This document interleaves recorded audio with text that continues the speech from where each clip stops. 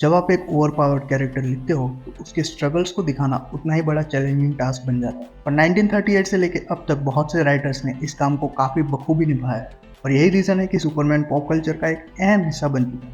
तो आज के वीडियो में जानेंगे कि सुपरमैन को ट्रू सेंस में सुपर बनाने का काम कौन कौन सी चीज़ों ने किया है ओवर द ईयर। यहाँ पे सबसे पहले अगर हम बात करें कैरेक्टर में आए एवोल्यूशन की, तो उसके लुक्स और कॉस्ट्यूम के अलावा उसके कैरेक्टर में भी बहुत से चेंजेस हमें देखने को मिलते हैं। जहाँ पे सबसे पहले जब ये कैरेक्टर इंट्रोड्यूस किया गया था तो सिर्फ ये एक एलियन था जो अर्थ के ऊपर पहुंच जाता है और ये सोसाइटी में करप्शन, क्रिमिनल्स और अब्यूजिव हस्बैंड से लड़ता हुआ हमें दिखाया गया था। जहाँ पे इसके पास एक लौती पावर थी सुपर स्ट्रेंथ। इसी का यूज करके वो ऊंची ऊंची छलांगे लगाता था, उड़ नहीं सकता था और उस टाइम ये एक रफ सुपर हीरो हुआ करता था जो कि डैमेज करने से पहले ज्यादा सोचता नहीं था। तो इस तरह की फाइट्स हमें सुपरमैन की देखने को मिलती थी। और बाद में सेंसरशिप और बच्चों के बीच में इसकी पॉपुलैरिटी को बढ़ाने के लिए इन सब चीजों को हटा के अलग अलग कैरेक्टर्स और अलग अलग विलन्स को इंट्रोड्यूस किया गया, जिसमें सबसे पॉपुलर बना लेक्स लूथर जो कि एक मैड साइंटिस्ट दिखाया गया, और सुपरमैन जो कि सिंबल ऑफ होप माना जाता है। वहीं पे लेक्स लूथर को over the years symbol of grade के तौर पे पेश किया गया, जो कि सुपरमैन के स्टार्क ऑपोजिट हमें दिखाया जाता है कॉमिक्स के। और साथ ही साथ इन सब से लड़ने के लिए सुपरमैन के अलग अलग पावर्स को भी इंट्रोड्यूस किया गया, जिसमें सबसे पहला था फ्लाइट यानी कि उड़ना। इसके अलावा heat vision, X ray vision, super hearing, ये सारी चीज़ें भी इंट्रोड्यूस कराई गई। और बहुत से कम लोगों को शायद पता होगा कि सुपरमैन जो है वो अपनी ब्रीदिंग को बहुत अच्छी तरीके से कंट्रोल कर सकता है। इसी के चलते वो स्पेस और अंडर वाटर में इनडेफिनेट टाइम तक सर्वाइव कर सकता है। और साथ ही साथ वो फ्रीजिंग ब्रीथ यूज करता है अपने ओपोनेंट को फ्रीज करने के लिए। सुपरमैन की सोच के पीछे बहुत से लोग जिम्मेदार हैं, जिसमें सबसे पहले जोनाथन और मार्था कैंट आते हैं, जिन्होंने उसको अडॉप्ट किया होता है अर्थ के ऊपर। और उसकी अपब्रिंगिंग इस तरह से करते हैं कि वो हर किसी की मदद करने के लिए हमेशा तैयार है और हर रिसोर्सेज को यूज करता है लोगों की भलाई करने के लिए। और हम सब जानते हैं कि इस तरह के पावर के साथ अगर ऐसी अपब्रिंगिंग ना हो तो रिजल्ट क्या निकल के आता है। दूसरा कैरेक्टर होता है लुइस लेन, जो कि एक पुलिसर प्राइज विनर जर्नलिस्ट होती है और वो अपने हर रिसोर्सेज का यूज करती है इविल के सामने फाइट करने के लिए। और साथ ही साथ वो अपनी पर्सनल लाइफ में काफी मेसी और इम्परफेक्ट दिखाई गई है और इसी बात से सुपरमैन काफी ज्यादा मोटिवेटेड रहता है। और कई बार लुइस लेन ही होती है जो सुपरमैन को एक new sense of justice provide करने का काम भी करती है। Last but not the least Batman, जो कि उसकी लाइफ में एंटर होता है एक राइवल की तरह और उसको कड़ी कंपटीशन देता है।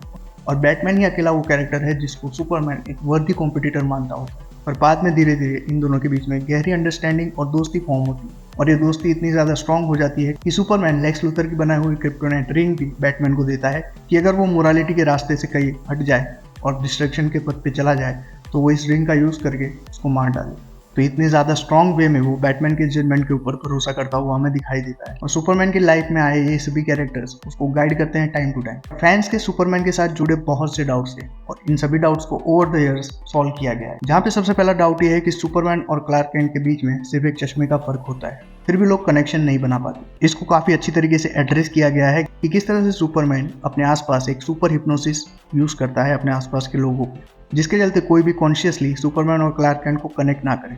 और साथ ही साथ वो अपने स्पाइन को भी शॉर्ट कर देता है, जिसके चलते उसकी हाइट छोटी हो जाए सुपरमैन के मुकाबले।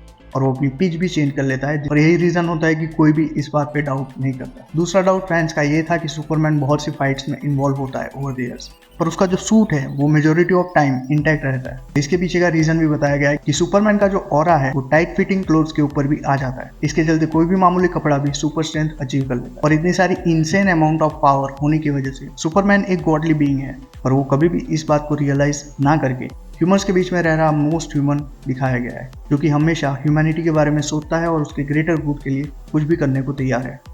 यहाँ तक कि वो अपनी जान की बाजी भी लगा देता है डूम्सडे के साथ लड़ते हुए, जिसमें वो मारा जाता है। और सुपरमैन की इनसेन पावर के साथ उसके कुछ स्ट्रगल्स भी जुड़े हुए हैं जो उसको काफ़ी ज़्यादा रिलेटेबल बना देते हैं, जिसमें सबसे पहला है कि जब उसको अपनी ओरिजिन और क्रिप्टोन के बारे में पता चलता है तो वो सर्वाइवर्स गिल्ड से डील कर रहा होता है। और साथ ही वो हमेशा मोरालिटी और प्रैक्टिकलिटी के बीच में भी जूझता हुआ दिखता है। ह्यूमैनिटी को बचाने के लिए कई बार वो हार्ड वेट देता हुआ हमें दिखता है।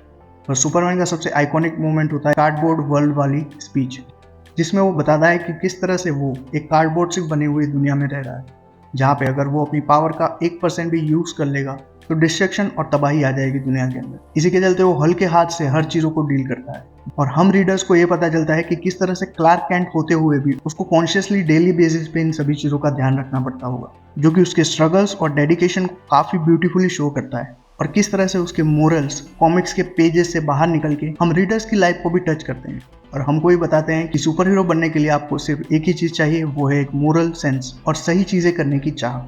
और यही रीजन है कि सुपरमैन काफी ज्यादा रिलेटेबल रहा है ओवर द ईयर्स, जिसमें स्टार्टिंग में उसकी करप्शन और गलत कामों से फाइट, या फिर अभी के टाइम का मोरल कंपास, ये सभी चीजें टाइम टू टाइम रिलेटेबल रही।